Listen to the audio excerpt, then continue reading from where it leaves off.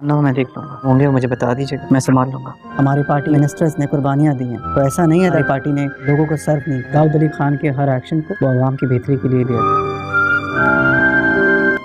Hello friends, آخرکار شبرا اور شامر کی شادی ہو ہی گئی ہے اور یہ انتظار بھی ختم ہو گیا ہے، مگر اتنی جلدی شامر اور شبرا کی شادی کچھ ہضم نہیں ہو رہی، کیونکہ اتنی آسانی سے تو ان کی شادی ہوتے ہوئے نہیں لگ رہی تھی، مگر اب تو شادی بھی ہو گئی تھی، وہ بھی بالکل سمپل طریقے سے۔ مگر فضل بخش نے اس روکھی پھیکی شادی کو یادگار بنانے کے لیے دوبارہ سے اپنے روایتی رسم و رواج کے مطابق شامر اور شبرا کی شادی کا فنکشن منایا تھا۔ یہ سب اس لیے ممکن ہوا کہ سلمان صاحب کو معلوم ہو چکا تھا کہ ان کی کڈنیپنگ میں داؤد علی خان کا ہاتھ ہے، اس لیے انہوں نے شبرا اور شامر کی خوشی کے لیے فیصلہ کر لیا تھا کہ وہ داؤد علی خان سے بات کریں گے، اسی لیے وہ داؤد علی خان کے پاس گئے تھے اور ان سے کہا تھا کہ ماضی میں ان کی جو بھی دشمنی رہی ہے وہ اس کا کسی سے بھی ذکر نہیں کریں گے اور نہ ہی شامر کو کچھ بتائیں گے، اور وہ صرف ایک بیٹی کے باپ کے حیثیت سے ان کے در پہ آئے ہیں اور انہیں بھی اپنے بیٹے کی خوشیوں کے لیے ان سب اختلافات کو بھلا کر ایک بار ضرور سوچنا چاہیے۔ اور سلمان صاحب کے جانے کے بعد انہیں یہی مناسب لگے گا کہ جب سلمان صاحب راضی ہو گئے ہیں تو انکار کی کوئی وجہ نہیں بنتی تھی، اس لیے انہیں مجبوراً شامر کی حمایت حاصل کرنے کے لیے اس شادی کے لیے رضامند ہونا پڑا تھا۔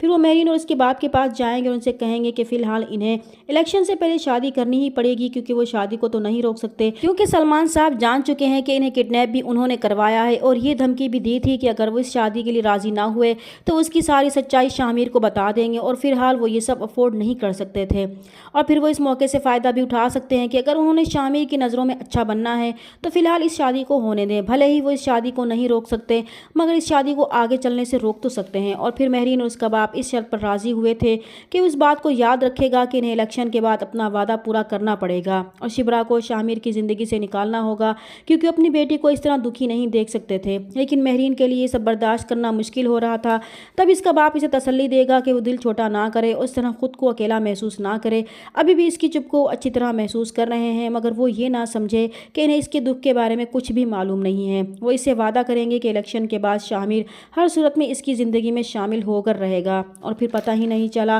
کہ اچانک سب کچھ طے ہو گیا اور شامر اور شبرا کی شادی بھی ہو گئی تھی۔ مگر بھلے کو یہ روکھی پھیکی شادی پسند نہیں آئے گی، جس میں نہ تو دھوم دھڑکا تھا اور نہ ہی کوئی ڈانس تھا، اور پھر وہ اپنے روایتی طریقے سے ان کی شادی کروائے گا۔ شادی کے بعد داؤد علی خان اپنے منصوبے پر عمل کرنا شروع کر دے گا اور بیماری کا ڈھونگ رچائے گا کہ ان کی طبیعت خراب ہو گئی ہے اور انہیں اپنی طبیعت کے پیش نظر کچھ عرصہ ریسٹ کی ضرورت ہے، اور ڈاکٹر کی ہدایت کے مطابق انہیں ہر قسم کی ٹینشن سے دور رہنا ہوگا۔ اور شامر اپنے باپ کی بیماری کا سن کر پریشان ہو جائے گا اور انہیں کہے گا کہ اب انہیں کسی بھی قسم کی ٹینشن لینے کی ضرورت نہیں ہے، وہ ڈاکٹر کی ہدایت پر عمل کریں، اور پارٹی کے معاملات کی انہیں ٹینشن لینے کی بالکل بھی ضرورت نہیں ہے، وہ اچھی طرح سے اسے ہینڈل کر لے گا، جو بھی میٹنگز یا جلسے کرنے ہیں وہ کر لے گا، وہ بس ایک مرتبہ اسے سمجھا دیں، وہ جیسا کہیں گے وہ ویسا ہی کرے گا۔ تب داؤد علی خان اسے کہے گا کہ اسے ایک پریس کانفرنس کے ذریعے خود کو پارٹی کے سربراہ کی حیثیت سے متعارف کرانا ہے اور ان کے بارے میں کہنا ہے کہ انہوں نے آج تک جو کچھ بھی کیا ہے وہ اپنی پارٹی اور لوگوں کے فائدے کے لیے کیا ہے، اور انہوں نے کبھی بھی کسی قسم کی کوئی کرپشن نہیں کی، جبکہ شامر جانتا ہے کہ اس کے باپ کی کوئی ایک بات بھی درست نہیں ہے،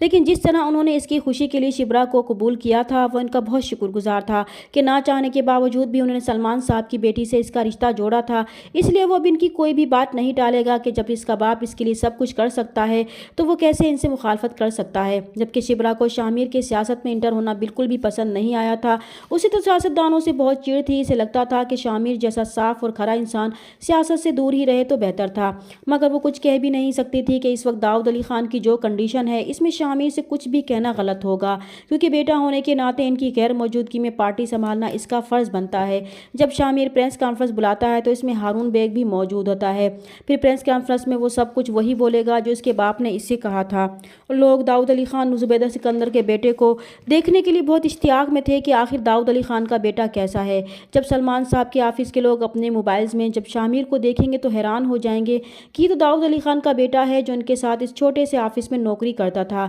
اس نے اتنی صفائی سے خود کو چھپایا تھا جس کی کسی کو خبر بھی نہیں ہو سکی تھی۔ ادھر مہرین اور ہارون بیگ شامر کو پارٹی کے کاموں میں اس قدر مصروف کر دیں گے کہ اس کے پاس شبرا کے ساتھ کچھ لمحے گزارنے کا بھی وقت نہیں مل سکے گا، جس سے شبرا کو اسے شکایت ہونے لگے گی اور پھر یہ فاصلے بڑھتے بڑھتے دوریوں میں تبدیل ہونا شروع ہو جائیں گے، کیونکہ شبرا شامر کو ہر وقت مہرین کے ساتھ دیکھے گی تو برداشت نہیں کر پائے گی۔ اب اسے لگنے लगने लगेगा कि शामिर तो वो रहा ही नहीं था जिसे वो जानती थी, जो इसके बगैर मर जाने की कसम खाता था। आज इसके पास इसके लिए वक्त ही नहीं था। इधर शामिर की तकरीर देखकर शिब्रा की माँ तो शामिर के सदके वारी जाएंगी कि उनका दामाद है जो बहुत जल्द प्राइम मिनिस्टर बनने वाला है, मगर सलमान साहब ये देखकर परेशान हो जाएंगे कि शामिर के करीब रहने वाले लोग करप्ट हैं। इन्हें अच्छा नहीं लगेगा कि शामिर इन जैसा बन जाए। वो समझ चुके थे कि वो ज़ुबैदा सिकंदर के बेटे को अपने फ़ायदे के लिए इस्तेमाल कर रहे थे। इधर शामिर भी इस तरह लोगों के साथ झूठ बोलने पर खुश नहीं होगा और फिर हमेशा की तरह वो अपनी परेशानी अपनी माँ की कब्र के पास जाकर शेयर करेगा, क्योंकि इसे महसूस होता है कि इसकी माँ इसके साथ मौजूद है। तो वो इसे मशवरा देंगी